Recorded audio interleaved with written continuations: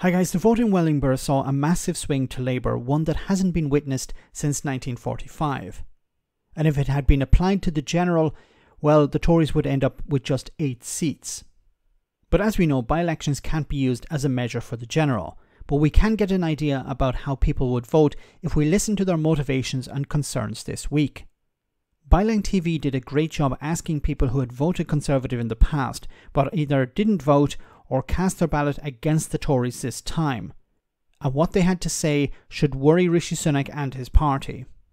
Did you vote Conservative in the last? I did.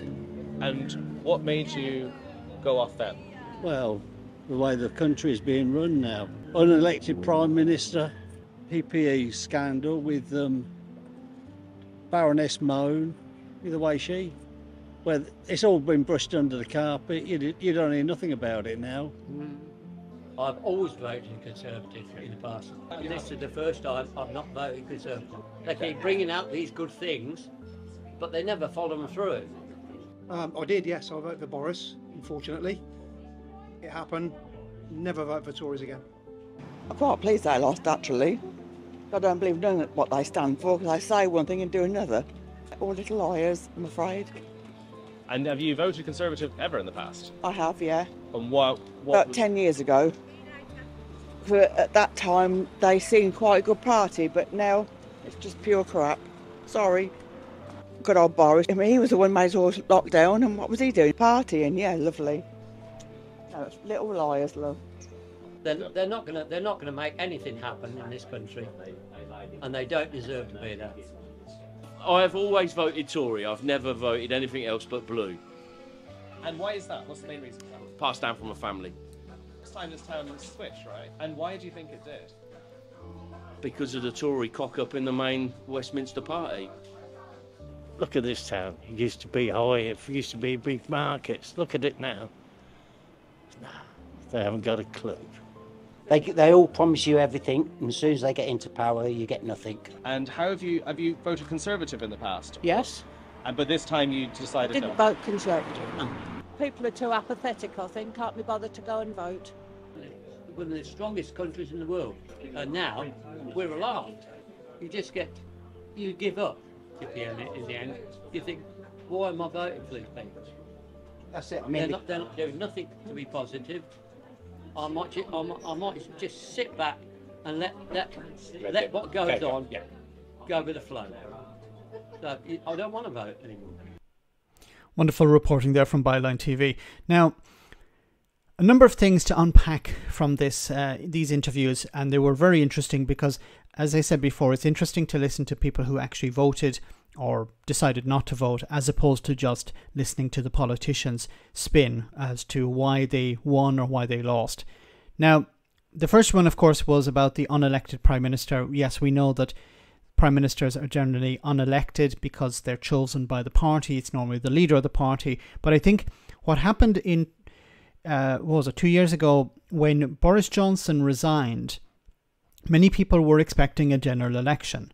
People were calling for a general election. Johnson gone, now there should be a general election. But what happened instead was Liz Truss was put in charge. She won the leadership campaign, so the contest. So this, I think, upset a lot of people. They were expecting an election, they were expecting a change, but they didn't get that. And then when Liz Truss crashed and burned after a few days, then they were expecting an election, but that didn't happen either. Rishi Sunak was put in charge and nothing has really changed. So I think this has rubbed a lot of people the wrong way. They were expecting change when Boris Johnson left. It was the end of an era, a general election. People should be able to decide, and then they were not able to do that. Now, another point raised was of course, the false promises. Things like 40 new hospitals, levelling up, bringing down immigration, better public services, growing the economy. These are all things that the Tories promised back in 2019, and they have delivered none of these things. And of course, this upsets the voters. They were told, look, vote for us and you'll get X, and then X is never delivered upon. And you can try and lie to people, but they will eventually give up. They will decide, look, I voted for you to do what you promised to do, and you've never achieved that. You've never delivered. So why should I vote for you? Now, one lady talked about how she voted for the Conservatives about 10 years ago, and it was a different party. and now she described it as crap. It's full of clowns. You know, a clown in 2019, a clown with Liz Truss, a clown to a certain extent with Rishi Sunak. So the caliber of politician, not that I agree with their policies and I agree with the Conservatives, but the caliber of politicians 10 years ago was somewhat better than what we have today. Partygate doesn't go away. It was raised once again. The people have not forgotten.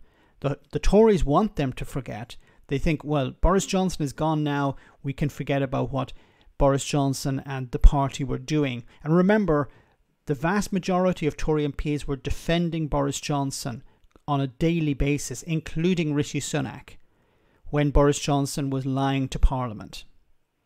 Voters seem to have given up on the Tories and are not expecting to receive anything now. So I think their lying has run out of road. One man talked about voting by tradition because his family always voted that way. And we see this a lot in politics where people would vote, well, I voted this way because my grandfather or grandmother, my parents or whatever voted this way, both on the left and on the right. And I think this is starting to change. More and more people are deciding, I'm not going to vote this way. I'm going to vote based on policies. And if it's on the left, maybe some people are more likely to vote for the Green Party. If it's in the centre, they may be willing to not vote for the Tories but the Liberal Democrats. And if it's on the right, of course, they're more likely to vote for Reform UK. Another point was raised in this interview, in this set of interviews, was the man talking about how towns have gone down the toilet, basically, and he blames the government and the party of government for that. Now, in many ways, yes, it is the responsibility of central government to provide enough funding to councils, but sometimes councils make an arse of the situation, and it's not always the blame. The blame can be laid at the door of central government, but in many cases, when it comes to the Tories, yes, that can be the case of leaving blame at their doorstep.